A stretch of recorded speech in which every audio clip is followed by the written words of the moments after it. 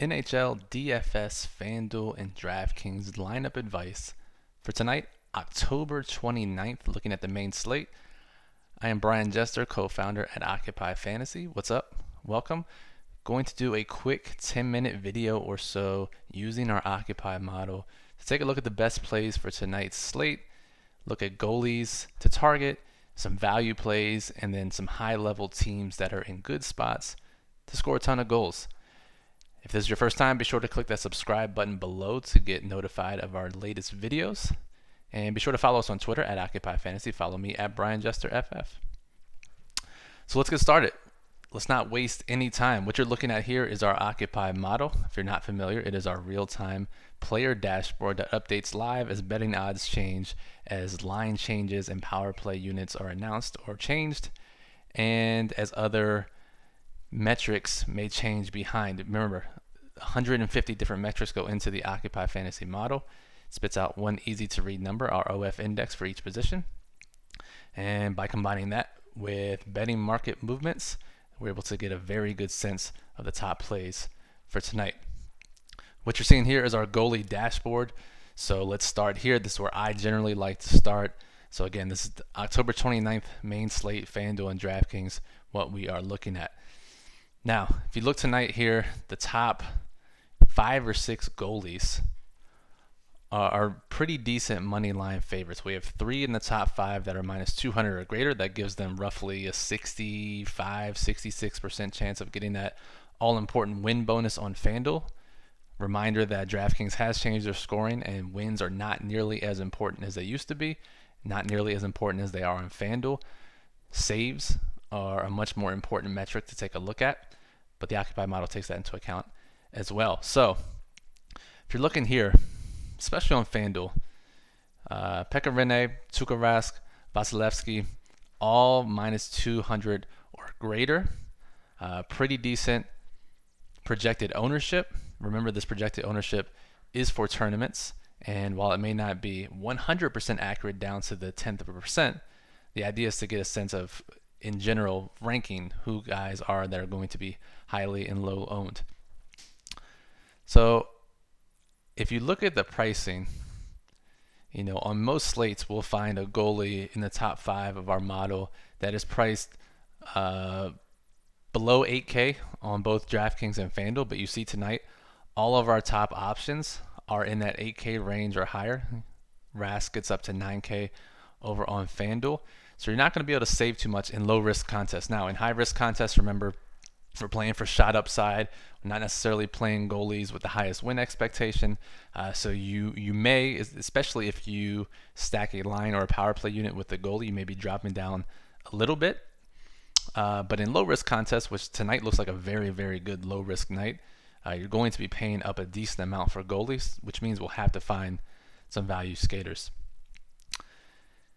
And what we like to see here also, not only are these guys huge favorites, Rinne, Rask, Vasilevsky, the opposing team totals are pretty low as well. There are 18 teams on the slate tonight, 9 games.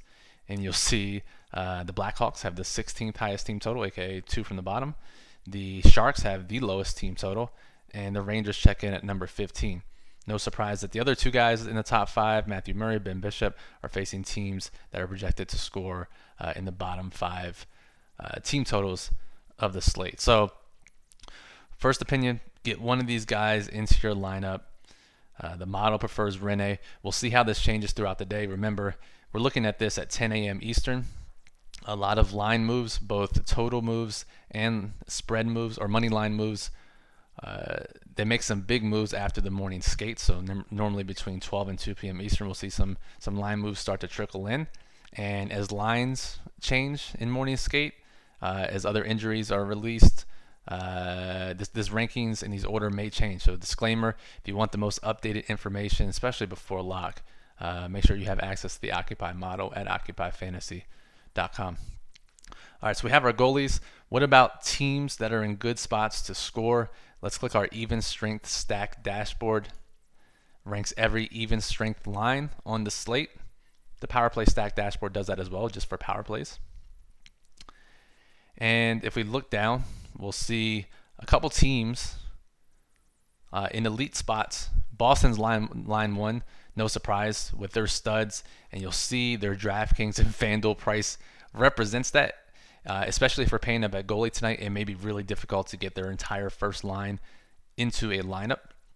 By far the highest total priced line stack on DraftKings, by far the highest total line stack on FanDuel, and they don't even have the highest implied goal total on the slate at 3.9. It's pretty high, but that honor actually goes to the Tampa Bay Lightning at 4.23 implied goals. Again, this may change. It's still early in the day, but Tampa Bay is still projected to score the most goals by the betting market standards.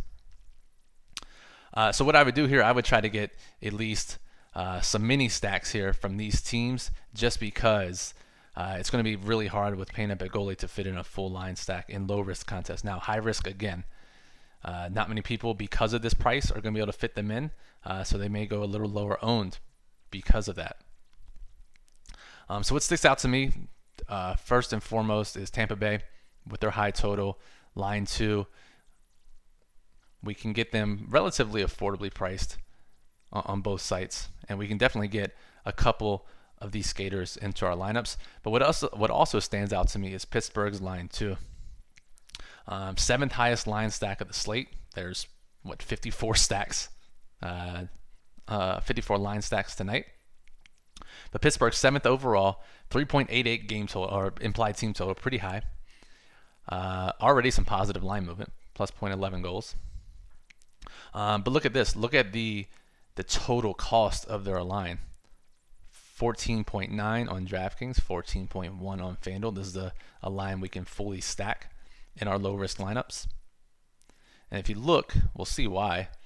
Going to the centers tab of the Occupy model, and Nick Bjugstad, pretty highly ranked play, especially for his price. Look at his price, $3,800 on DraftKings, basically the minimum on FanDuel, and he'll be skating with Hornquist, who is a top 3 play in the model. So you get salary savings with Bjugstad. You get a top 3 winger also at a discount, especially on FanDuel. Hornquist's price, for whatever reason, has just been $5,800 for the last 18 months. They refuse to change his price, so we're going to continue to take advantage of that while we can. So Tampa Bay in a good spot. Pittsburgh's line 2 is a value stack. Let's go back to the line stack dashboard. Any other stacks that stick out? On DraftKings, Carolina line 1 is pretty cheap. Maybe this is a high risk opportunity because Winnipeg's line 3 is the 11th overall line stack of the slate. They only have a 2.69 implied goal total. So certainly middle of the pack, if not low. Let's look here. Winnipeg, 12th highest team total, so not very high at all. But their third line, which we normally don't like to play, 10.3K on DraftKings, 13.6K on FanDuel. You look at their low ownership, obviously low total, third line. I wonder why. Let's take a look at who their third liners are to see if we can glean any information. So Winnipeg, we're looking at the team filter here. Roslovic, 2,700 on DraftKings, 3,800 on FanDuel. So and he's actually ranked higher than their second line center. And let's go to the wingers and see what Winnipeg's line 3 looks like.